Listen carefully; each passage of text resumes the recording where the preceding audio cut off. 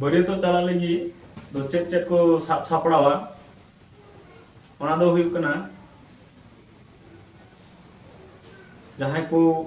ᱱᱟᱣᱟ ᱠᱚᱲᱟ ᱦᱚᱯᱚᱱ ᱮᱸᱜᱟᱛ ᱟᱠᱟᱱᱟ ᱠᱚ उनको विदा को लगी चला कुलकाय लगी ते मिष्टि मुख कते को कुलकाया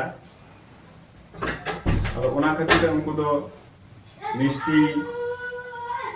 से अकय दो अडी अभाव न खाय दो चीनी गुड़ को ते उनको दो को माने हेडम मोचा कुआ उना को निये को सापड़ा आदो नि जामाय कोड़ा जहां दो नावा जाय को मिलाय कना उनी सनाम सापड़ा सत कते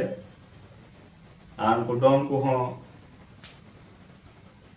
माने जम दाड़े चु कते आदो मजी तान को सेन सेटेरोगा आर रायबार बुडी हो तखन दो आया ना दौड़ और ओना साथे चे लगती कना ओना को निये उनी हो मजी तांडे चला आनिया आदो उंडे उनी जान कोड़ा जहां कोन जखन माने बरी तो चला आनिया उन समय उनी साव संगे रे आर हो बार होड़ किन संगे होया जहां तो को मेता किन कना मिद दो होय कना लोंगता मिद दो होय कना बाबड़े से मेताय कना सादों तो उनको पे होड़ निये ओना हेडम मुचा कते डबो जोहार कते आदो को बिदर कुआ आदो ओकोय चे को निये को सेन दाड़े का ओना दो एक घाच रे एक रकम दाड़ी निये ओना दो को चला आने अकोय दो डुलुंग गडी अकोय दो हुय कना ताड़ाम ते हो माने अकोय चेक का दाड़े उनका होते ते को चला तो नित धमित ते दो ओना कोड़ा ओड़ा रिया ये दो चाबायना इना टाइम दो अदो कुड़ी ओड़ा को सेटेरोगा कुड़ी ओड़ा तो ठीक दो बाको सेटेरोगा ओना उनको टोला को सेन तिय लेन खान आदो रायबार बुढ़ी दो तखन बापला ओड़ा चला कते आदो ओनेन किन जहां नावा कुड़ी हपन एंगात आपात कना किन उकिने बड़ा चुकिने जे बांगमा मान ओय कोड़ा हपन बरित को आते हे सेटेरेना आदो उनका किन बड़ा लेखान गे उनकिन आबार जोग में किन मेताया और मेता कते आदो उनको दुड़ुब जिरो रिया को व्यवस्था या जहां तो को मेता कना दाराम रिया को कुरुमुटिया आदो तखन खान गे आदो उनी कुड़ी हपन से जहां जोग में को मेता कना उनी दो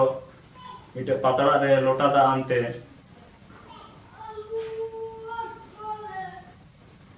हिजुआ बरियत बाबा तको ठेन और नोते बरियत सिनी जहां जोग मंजी कनाय उनको को साथे उपड़म कते ने गिरहत बाबा तीरे चालाया और को डबो जोहार जंगो अने आदो उना अतांग कते खान गे आदो ओकारे जहां हने को अगोदा को डेराव का को उंडे आदो को इदी कुआ इना लहारे दो ओकोय दो पहिल लगी ओकोय दो गोटा आतरे गुड़ को आजो कुआ ते जावाय बुन नेले या मेनते से जावाय बुन दाराम या मेनते आदो नेता मा तो ओकोय दो अडी गी बिलम को चला कना जार जना ओना दो ओकोय दो को दाड़िया कना ᱚᱠᱚᱭ ᱫᱚ ᱵᱟᱠᱚ ᱫᱟᱲᱮᱭᱟᱜ ᱠᱟᱱᱟ, ᱟᱫᱚ ᱚᱠᱚᱭ ᱫᱚ ᱥᱚᱨᱟᱥᱚᱨᱤ ᱠᱚ ᱚᱱᱟ ᱰᱮᱨᱟ ᱴᱟᱺᱰᱤ ᱨᱮᱠᱚ ᱤᱫᱤᱭᱮᱫ ᱠᱚᱣᱟ। ᱤᱱᱟᱹ ᱛᱟᱭᱚᱢ ᱫᱚ ᱦᱩᱭᱩᱜ ᱠᱟᱱᱟ ᱠᱩᱲᱤ ᱚᱲᱟᱜ ᱨᱮ ᱚᱱᱟ ᱵᱟᱯᱞᱟ ᱠᱟᱹᱢᱤ ᱦᱚᱨᱟ ᱞᱟᱦᱟ ᱤᱫᱤ ᱞᱟᱹᱜᱤᱫ ᱛᱮ ᱟᱨᱦᱚᱸ ᱠᱟᱹᱢᱤ ᱡᱟᱦᱟᱸ ᱢᱮᱱᱟᱜᱼᱟ ᱚᱱᱟ ᱠᱚᱠᱚ ᱮᱛᱚᱦᱚᱵᱟ। তখন তো কুড়ি হপন সেরেন জগ মাঝি এক কামি এথবা তখন তো জগ মাঝি অনকাগি উনি হ কুড়ি হপন ওড়াগ রে উনি হ দা বাপলা রিয়া গোটায়া আর যদি বরিয়ত কো হেই লাহারে যদি सरियती क्या को खाय दो उनको होते थे यदि बापला खाय ताले दो बांग लगा और बांग खाय यदि को बापू तहन खाय दो उनको बरियत से रेन डोंगे आबार दाराम दिखाते को उना कमी ओरा को पारोमा तो उनतेना दा बापला दो आबार नावते तो बन लय कान ताबुना ओना कोड़ा हपन से चेलका को कोरावा उनका गे कुड़ी हपन से ओना दा बापला को कोरावा इना तान दो हुयु कना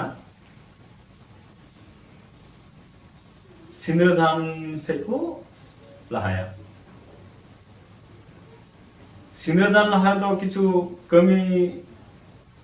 से रिचली मेना ताबुना ओना दो हुयु कना कोड़ा हपन लठो को दोन ताबुना कुड़ी से कोड़ा से कोड़ा हपन और कुड़ी से कोड़ा हपन निये लठो को दोना अडिगी जमकावान रस्के कान ताबुना निये मिटे कोड़ा हपना और जुदी कुड़ी हपन से जुदी उनको डोम को तहन खाय मा आर हों माने जोर आते न एके बारे ओने जहां को मेना कना एके बारे लड़ाई आते एका जहां दो रेसारेसी को मेता कना उनका खुद दोना और इन सावते सावते की कुड़ी हपन दो उनी जावाई कोड़ा डेरा टंडी खय अगु काते उनी हो नावा पटिया रे को दुड़ुबिया आदो निया को जिनिस दो ओका नाखार को करावा ओना हन लय कान ताबोना ओना दो होय कना कुड़ी ओड़ा रे जहां दो छटका को मेता से कुल्ही हो हुई दाड़िया नोंकान जगह रे निया दुको कइतुगा आदो उनी कोड़ा हपन को इदी लिखान आदो नावा पटिया को दुड़ुबिया और जहां उनी कोड़ा हपन रे लांदा सगी को हुआ लांदा सगी तो चलका जहां दो अजनार ते को मेता कोआ से इरिल ते कुड़ी हपन रे जहां नाव कुड़ी हपन रे बकत कुड़ी इमान को ताहेन खान उनको को जामाई को सापाई रिली को कुरुमटा इना होते ते किछु लांदावान अडी रस्कवान रिचली मेना आनिया जहां को मेता ना जनुम सु तारपर नपी कना रामागे आर हो एमान तिया को तो नोनका काते उनी जामा कोड़ा दो अडी रस्कवान ते को सापाया आदो उनी सापा पर आदो सिंद्रदान से आदो को लहा इदिया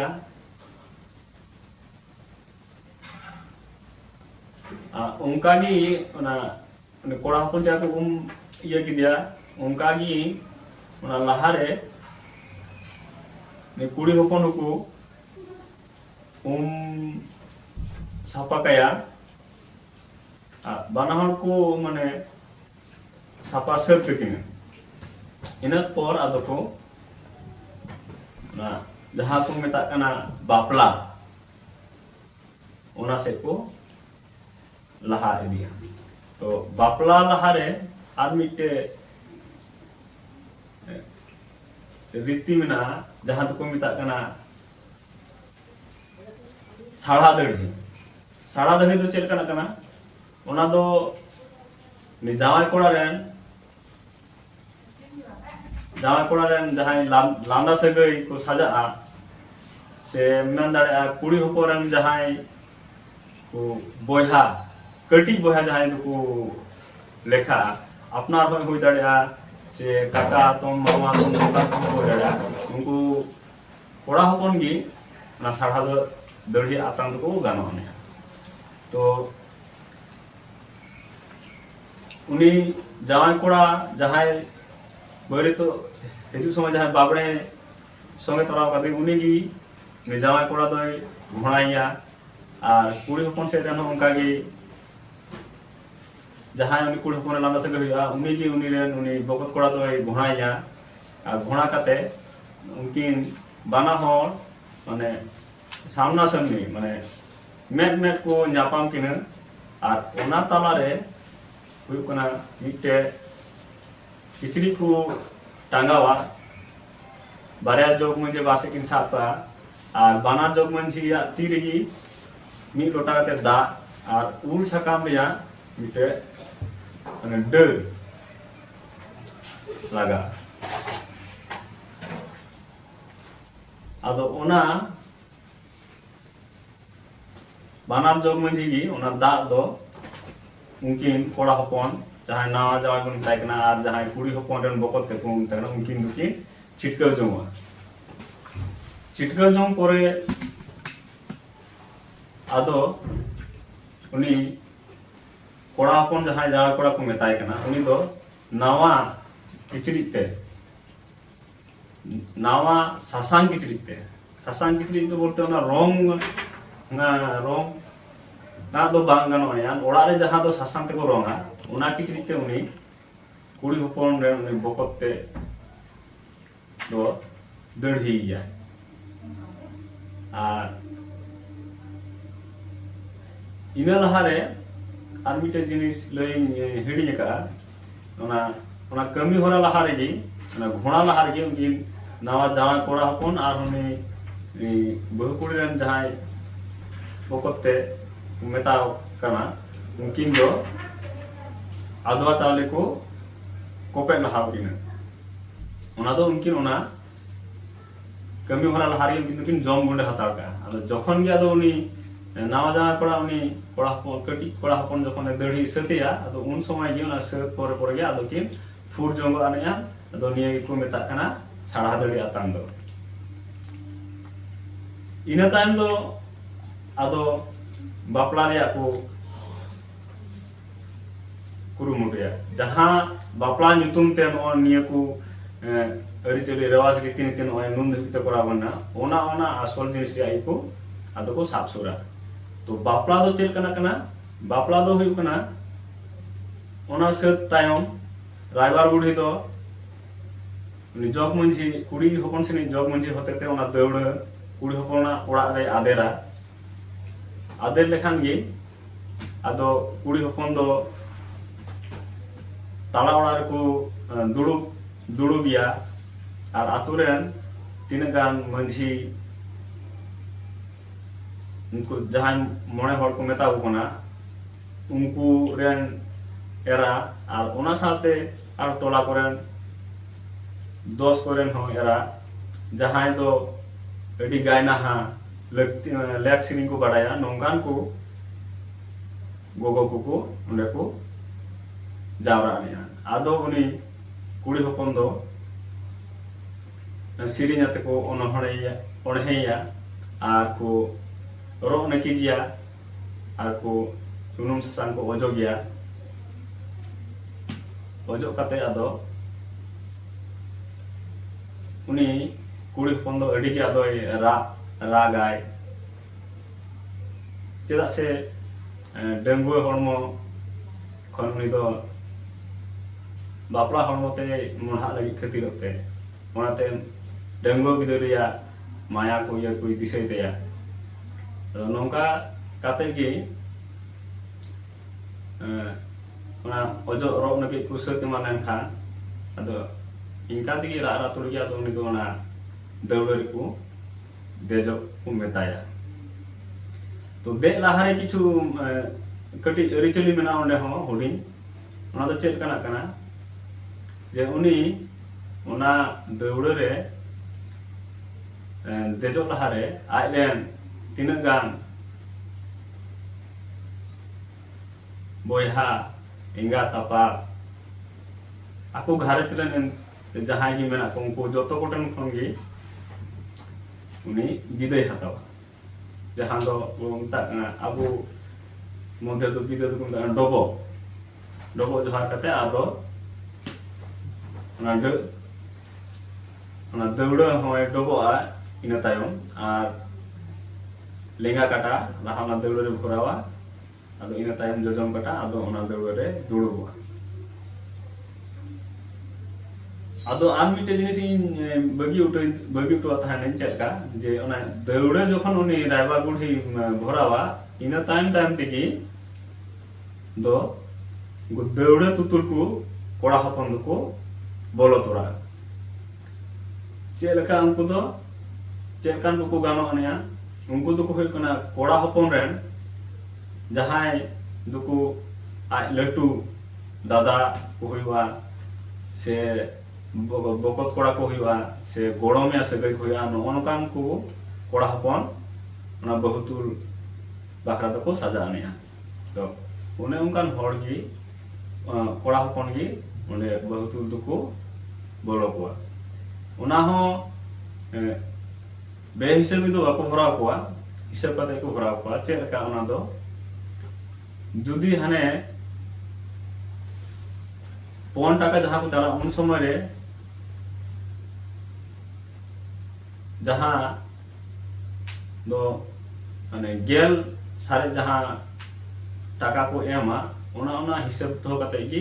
बस्तु को भराव पा चेक का ओना दो माने थोड़ा लई नमो कना एक एक जगह रे एक एक रकम चुलित में आने यान जेंगा आले नखरे जंगा चुलित में ना उनते तो सापर में इसी 9 টাকা जहां को मेता कना 12 9 तारपरे होय कना 12 इयाय से 12 हुई कना अरी माने बांग जोड़ा लका नौका को चाला ओना हिसाब कते को भरा को अच्छा जाय हो इना तांदा दो उनको कुड़ी होपन जखन गे ओंडे माने माने देख कते दुड़ुब सदलन खान गे उनको कोड़ा होपन दो आदो ने ड्राइवर बुढ़ी दो देलावा कोवा आ देला कते गे आदो उनको कोड़ा होपन दो ओना दौड़ ठेन सेन कते गे उनको कोड़ा होपन हो ओना दौड़ डोबोआ डोबो कते आदो जतो कते गे आदो को तुल उडुक गया आ तुल उडुक लाहारे गे आदो तो मुझे बनवा समय जहाँ कोड़ा को दौड़ तुतुल को बोलोआ उनको जुदी सेरिंग थोड़ा दिशा मिनाक खान अर्तिया खाट थोड़ा बुगिया निया सेरिंग दो माने नितो दो उना दो बइन दिसै कना चेदा से अडी आयमा जिनिस लई लागा करा तो जार जोने आदो कटी दिशा हो हेइन कना कटी तो बांग हेइन कना सेरिंग मा तो अडी आयमा गी माने बड़ा मत माने भेतरे जहान सेरिंग को मेता कना ओना तो ओना ओकाडा बाकातेम सेरिंग ओना रे जुदी बांग सेलेरन खान दो चेल का होयो ने कले उड़ानी सेरिंग लखा तो बांग होयो तो जार जोने सेरिंग दो मेना गया आर सेरिंग हो माने गानो गया तो इंगी मानते बइन दिसे kan ona jar jone ado ingi mane अच्छा ठीक गया ठीक kita puna sering do ha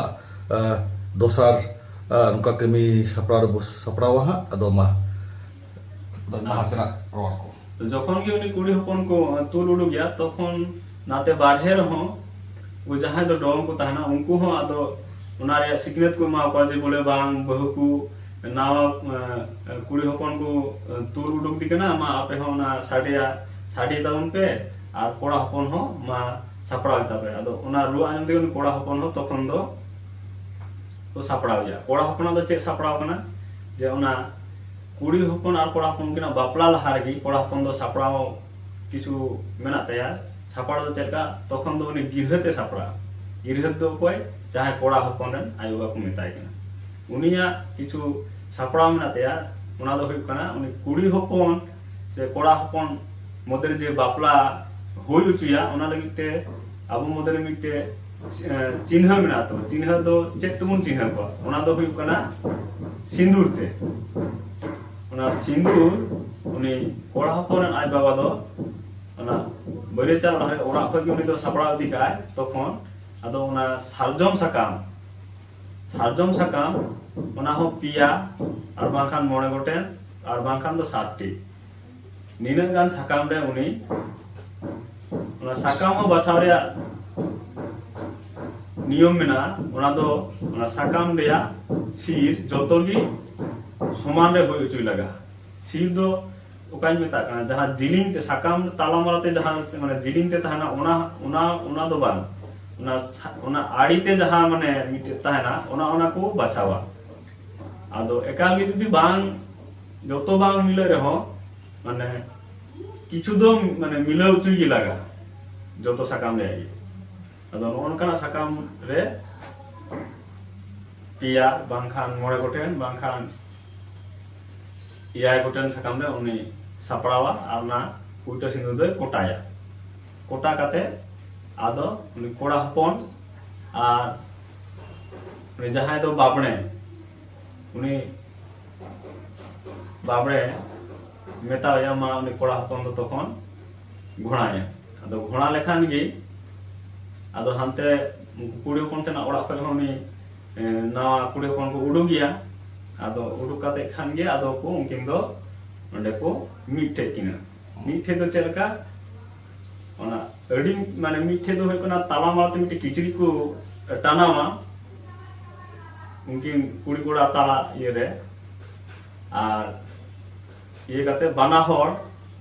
को अचुर किना कोड़ा उनको कुड़ी जहां देड़वान ते को तुल कते कोड़ा हपन उनको कोड़ा हपन उनी बहु कुड़ी उनका पेदम को अचुरिया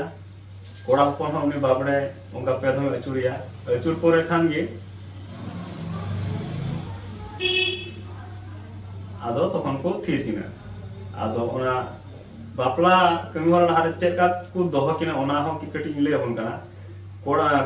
कुड़ी हपन दो को दोहया है कना पूर्व नाखारे आर पश्चिम को सामांग चुया आर कोड़ा हपन दो को सामांग चुया पूर्व से पश्चिम नाखार को दोहया अच्छा इना तायम बानार से रेन जोग मंजी बाबा उनकिना तीरे हाने जे माने सारा दड़ी आतांग समय जहां लोटा दा किन सापड़ाव का ओना लोटा दा गे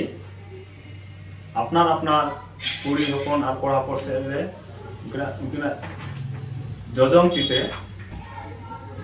हुई कना ओना लोटा दा किन छिटके जोंगा कोड़ा हपन हो कुड़ी हपने छिटकेया कुड़ी हपन हो कोड़ा हपने छिटकेया नौका गी पेपे धम काते किन छिटके जोंगा आदो इना टाइम दो ने कोड़ा हपन रेन जहां गिरहत को मेता कना उनी गिरहत बाबा दो आय रेन कोड़ा हपन ओना सिंदूर साका में चाल आया आदो चाल काते आदो को जोग मनी बाबा लई बुद्धि होया चेलका नि कोड़ा हपन दो तखन चे चिकाया ओना सिंदूर साकाम ओटा ओना पहिल रे नि बहु कुड़ी दो जखन देउड़ रे तहना उनी लहा उनी दो टुटुरी एसेट पाया तो तखन उनी कोड़ा हपन दो उनी होरासी बोहो होरासी लहाय ओटाक ताया अदो इना तायम ओना सिंदूर साकाम दो आज बाबा ठेन खने आतांग कोड़ा हपन दो आतांग काते उनी कोड़ा दो ओना सिंदूर साकाम ओटाक काते ओना सिंदूर साकाम पहिल दो ओना सिक कटु आर कना ओना बुढ़ा कटु मिठे रिमटे उचुया आर रिमटे काते ओना सिंदूर रिमटेया आर कना पेपे धम हुई कना ओतरे मंचपुर रे चुरुजा इना तायम हुई कना जहां उनी नावा कुड़ी हपन को देउड़ को लाते कदे ओना देउड़ पेपे धमे टिका इना तायम दो हुई कना जहां उनी नावा कुड़ी हपन उनिया होरासी रे पेदम उनका ᱚᱱᱟ ᱠᱤᱱ ᱠᱟᱹᱴᱩᱵ ᱛᱮᱜᱮ ᱢᱤᱫ ᱠᱟᱹᱴᱩᱵ ᱛᱮ ᱴᱷᱮᱞᱟᱣ ᱨᱟᱠᱟᱵ ᱟᱭᱟ ᱯᱮ ᱫᱷᱚᱢᱮ ᱴᱤᱠᱟᱹ ᱟᱭᱟ ᱴᱤᱠᱟᱹ ᱟᱱ ᱠᱷᱟᱡ ᱜᱮ ᱟᱫᱚ ᱚᱱᱟ सार्जम सकाम रे तीना गान सिंदूर तहाना जोतो सिंदूर गी उनी कुड़ी होपना माने होरासी रे दोय माने गासाव राकाबया ताहले खान गी माने हुइना बापला दो अदो निया गी को मेता कना बापला दो अदो खान इन तान खान या दो उनी कुड़ी होपन दो उनी कोड़ा होपन रे लेखा बहु और उनी कोड़ा होपन हो उनी कुड़ी होपन रे लेखा जामाई और उनकिन गी तखन ओना बापला होते तगी को मेता किना नावा बहु जामाई तो ओनिया कना माने बापला दो अच्छा इना ताय उनकिन ओंडे खन को फेट किना फेट केते आदो कोड़ा होपन को दोहया उनी कोड़ा होपन कुड़ी होपन ओना देउड़ा को तुल फेडया तुल फेट केते आदो उनी बानासिन उनकिन जॉब मनि दो ओना देउड़ा रे ओना लोटा दा मुकिन उप कते आदो ओना एने एने ते उनको बहुत माने देउड़ा तुल कोड़ा होपन दो आबा उनी कुड़ी होपना ओना बापला राती को इदी रुवट टुबा अच्छा इना तायम आरो एडी आइमा इया मेना ओना दो खाटो खाटो माछा गया आदो उना दो बई ले कान दो इना तायम आरो जहां दो आसला आसला कमी होरा कान ताबना ओना नि ले कना इना तायम दो इन हिले दो ओना बापला हुई पर दा दो जतो हर गी कोड़ा होपन हो कुड़ी होपन हो बाना से रेन को मिपले बता दो ओटा इन को रेस्क ताबना आ